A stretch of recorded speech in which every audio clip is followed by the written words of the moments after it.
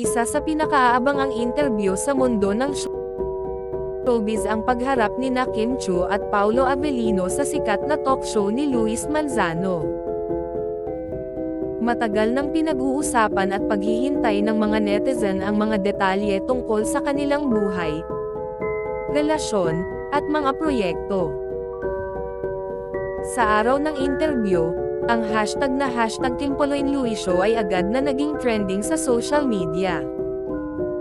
Ang mga netizen ay nagsisimula ng mamili ng mga tanong na nais nilang itanong kay Kim at Paolo.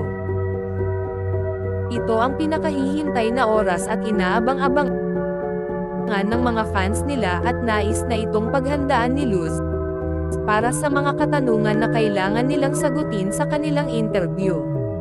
Tuldok.